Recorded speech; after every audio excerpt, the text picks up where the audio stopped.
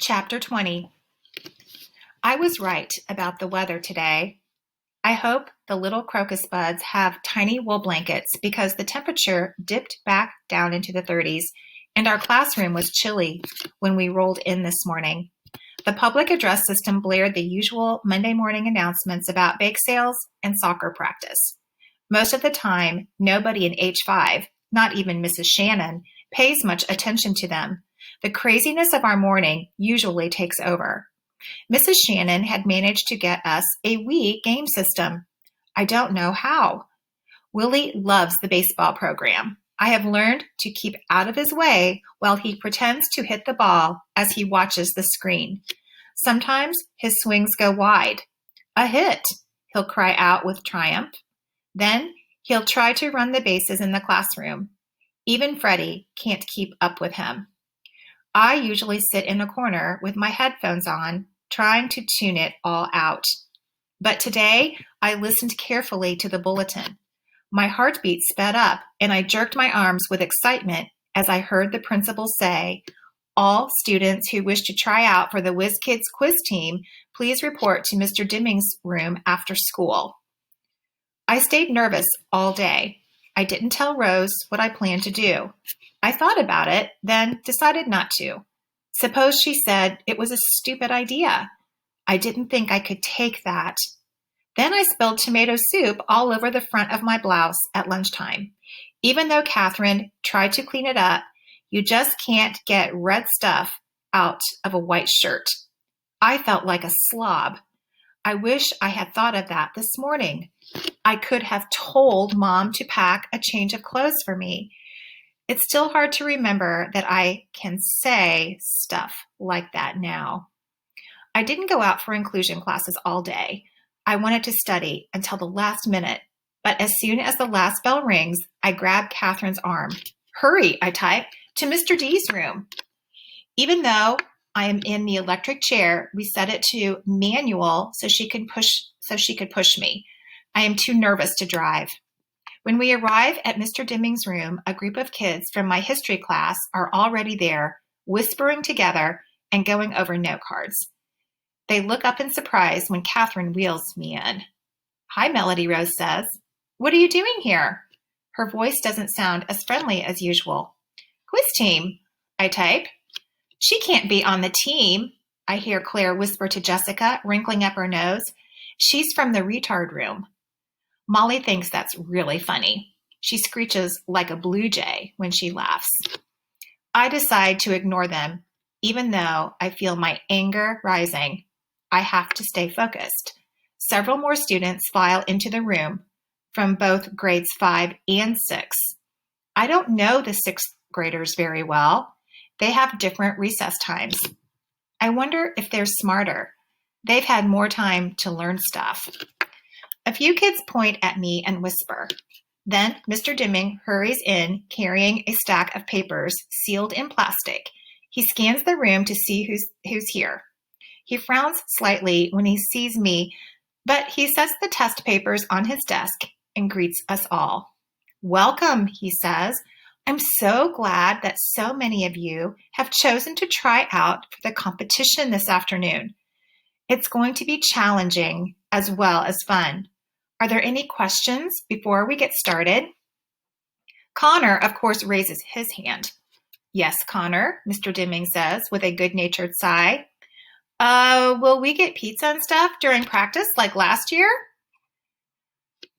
"Don't you think you need to make the team first?" his friend Rodney yells out.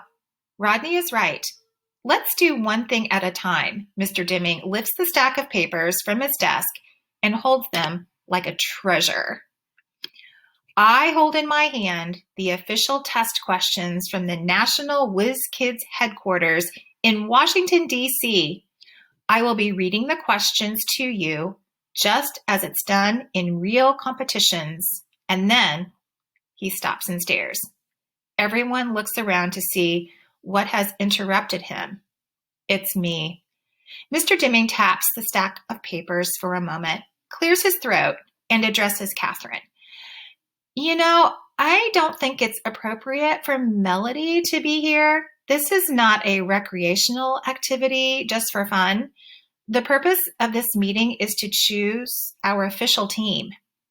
He isn't even speaking to me. He's looking right over my head at Catherine as if I were invisible. Now I am really mad. I turn up the volume on my machine very loud. I am here to take the test. Mr. Dimming blinks. Melody, I don't want your feelings to get injured. The test is very hard. I am very smart. I just don't want you to be hurt, Melody. He sounds sincere, sort of. I'm tough, I type. You go, girl, Rose suddenly says from the front of the room. A few other kids clap their support. That makes me feel a little better. Just a little. Catherine speaks up. By law, she cannot be excluded. You know that, sir. Yes, but read the questions to the students just as you had planned. They'll write their answers on notebook paper. Melody will record her answers, then print them out for you. How do we know you won't be helping her? Claire asks. Because I won't be in the room, Catherine replies. Too bad, because you might need some help. Catherine grins at her, but Claire just looks away. I tell Catherine, go now. I almost push her away. Thank you. Your mom is coming to pick you up? Yes. Good luck, Melody. You're my champ, no matter what. You got that? Got it. I wave as she leaves the room. Mr. Dimming shrugs his shoulders and continues with the directions. There are 100 quiz questions. I will read each prompt one time and each answer only once. You will have 30 seconds to record each response. Please write only the capital letter A, B, C, D, and sometimes E. Are there any questions? Claire's hand shoots up. Yes. How do we know Melody doesn't have the answers stored in her machine? Us normal people aren't allowed to use computers. Why are you so worried about Melody? Rose answers before Mr. D has a chance to. Are you scared she'll get a higher score than you? No way. Then be quiet so we can get started. Mr. D smiles at Rose.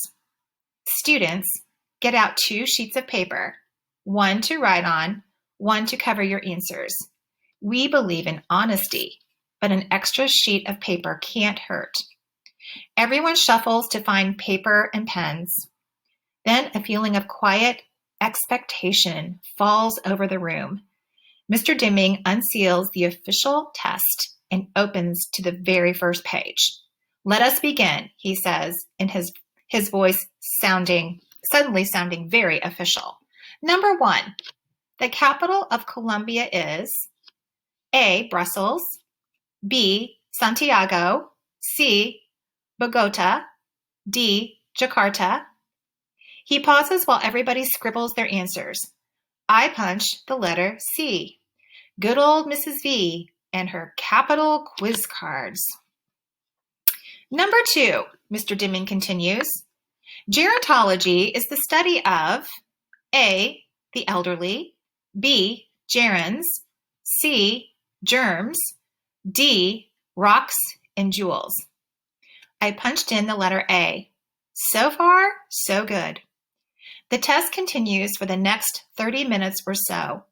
He asks questions about atoms and clouds and fish and mammals, about famous religions and dead presidents. Some of the questions I'm sure of. I guess on a couple. The math questions make me sweat. This is the hardest, most exciting thing I've ever done. The very last question is a killer. In number 100, Mr. D says, relief in his voice, the small intestine of an average adult, if stretched out vertically, would measure about how long? A, 8 to 12 inches, B, 1 to 2 feet, C, 5 to 7 feet, D, 20 to 23 feet. I punch in the letter D, hoping I've guessed right, and breathe a sigh of relief. It was over. Pencils down, please, Mr. Dimming tells us. Make sure your name is on the paper. Then cover it with a cover sheet and pass it up to me. As everyone gathers papers and scribbles their names hurriedly, I push the print button on my Meditalker. A slim sheet with my answers emerges from the side.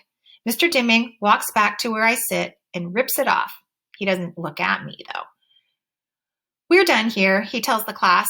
Your parents were told what time to pick you up, but if anyone has a problem with a ride, let me know. I won't leave the building until everyone has safely left school grounds. I'm the last one out. I know my mom will probably come in to get me, but I want to leave on my own power. I turn on my chair and wheel around to face the door. Melody, Mr. D calls. I spin back around. I hope you are not discouraged by all this. I was only trying to protect you from being hurt. I'm okay, I tell him. I'll be announcing the scores and the members of the team tomorrow. I just don't want you to be disappointed. I understand. Then I ask him, top 8 scores get picked? Yes, 4 team members and 4 alternates. I am tired, and I've started to drool a little. I'm sure he thinks I'm a dunce, a sloppy one at that. I feel like the red stain on my blouse is screaming. Okay, good night. Good night, Melody. See you tomorrow. And you might want to wipe your mouth. I rub the sleeve of my shirt across my lips, the tomato-stained shirt. I can't imagine what he was thinking. I almost bump into my mom as she hurries in. How'd you do, sweetie? She asks breathlessly. Okay, I guess. To Mr. D, she says, thank you for giving her the opportunity to participate. My pleasure, Mrs. Brooks. Melody is a delight, and I'm amazed she's even able to achieve as well as she has. Yeah, right. A delight with drippy lips and a dirty shirt. Let's go, Mom, I typed. I need to go to the bathroom, and I want to go home.